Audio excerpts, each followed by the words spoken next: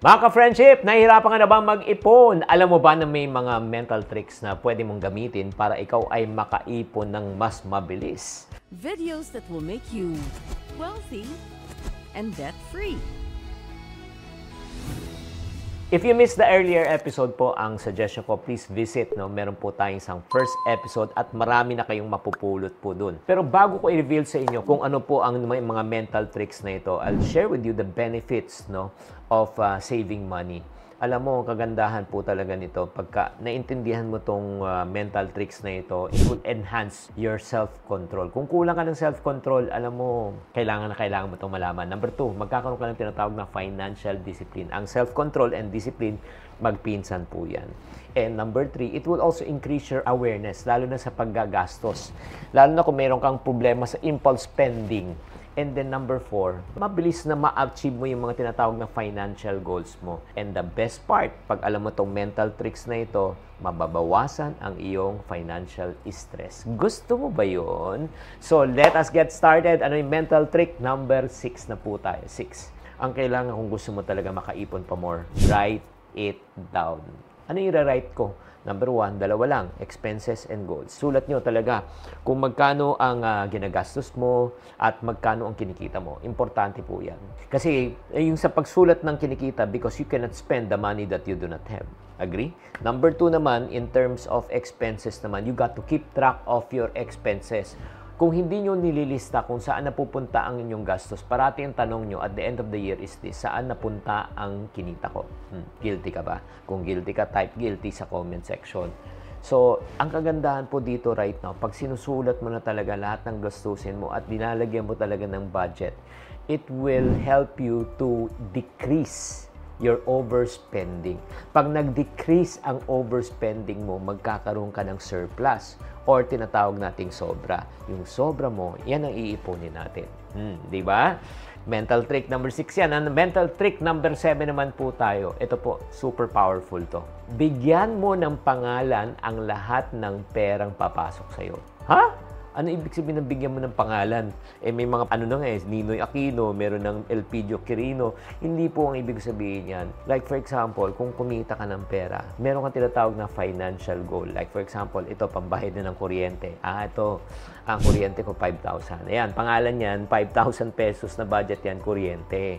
Tapos ito, pambayad ng tubig. Ito, pambayad. Nagigets nyo, dapat may pangalan po. Kasi pag may pangalan ka, may financial goal ka, ang kagandahan yan, it encourage yung financial discipline through the proper allocation of the designated funds.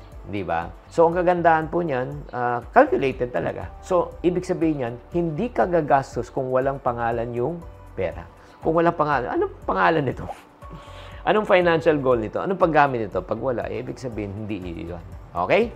Mental trick number 8. Panalong-panalo to. Ito yung ginagamit na madalas ng karamihan ng tao, pero paalala lang sa inyo, tinatawag na 30-day rule or tinatawag na delayed gratification. Kung meron kang gusto, palipasin mo muna ng 30 araw. Pagkatapos ng 30 days, kung nawala ng nginig, nawala na yung nginig, ibig sabihin po niyan, wag mo nang bilhin. Oo, pero pag nandun pa rin ang nginig, sige, di ba? Nandun pa rin. Kailangan mo ba talaga? Ang kagandahan kasi ng yung tong delayed gratification, yung 30-day rule, it prevents impulse buying na hindi mo siya bibilin agad, especially kung non-essential po siya. Okay, so ito pa, meron pa tayong bonus. Actually, hanggang 8 lang dapat, pero feeling generous ako, diretso natin. Mental trick number 9 para makaipon pa more is itong tinatawag natin no spending challenge. Oo, yung parang for one day. Start ka one day. Sa araw na ito, hindi mo na ako gagastos. Babaon lang ako. Sa araw na ito, or let's say 3 days, di ba? Or pwedeng 1 week. So, ang kagandahan po dito, malalaman mo kung magkano talaga Kunyari, sinabi mo, no spending day challenge. No, masyasyak ka. Ang laki pala ng ginagastos mo araw-araw. Oo. Like for example, pagkain lang, 200 pesos. Di ba? Or let's say, bibili ka pa ng kape, another 200 pesos, 400 pesos. Ayun, may itatabi mo na yan. Di ba? Galing, di ba? Mental trick number 10. Ito pa, isa pang napakaganda. Ito yung tinatawag na invisible income. Ano ibig sabihin ng invisible income?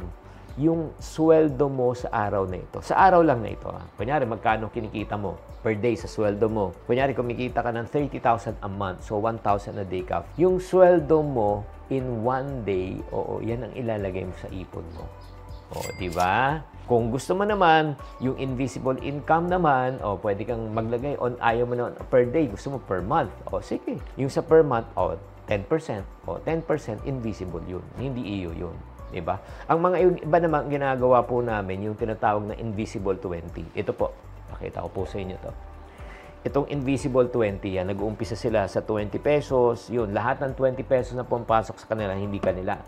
Pag may nagsukli, pag natapos na yan, nagsukli ng 50, Invisible 50 naman. Nabuo na yan, Invisible. Parang challenge ba? So, you can also use this, no? Itong tinatawag na Ipon Box. So, that's number 10 and mental trick number 11 na po. 11 na po. Ay, ito.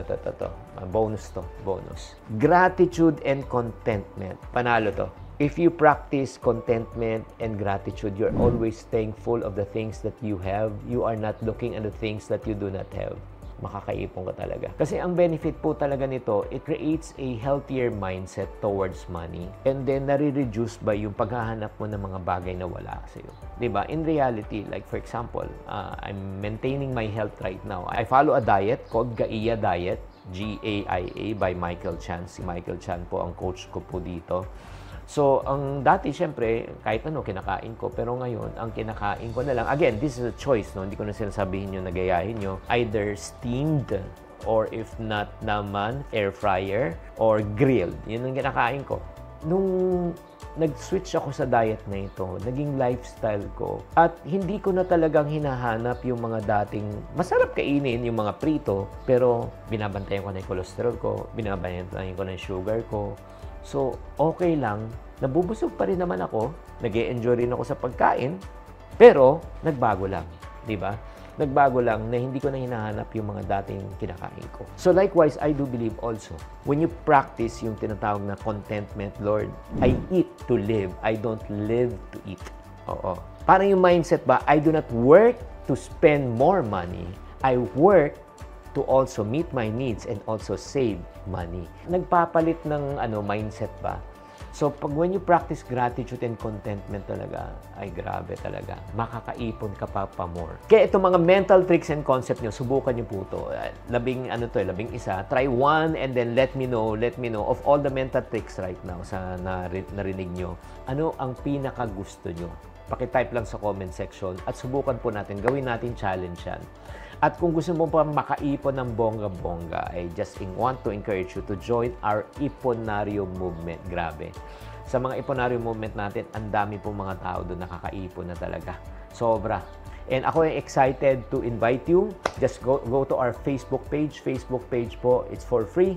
So, you don't have to pay for anything. We're there to encourage one another, to spur one another, to become an Iponaryo, at the same time, to become a milyonaryo.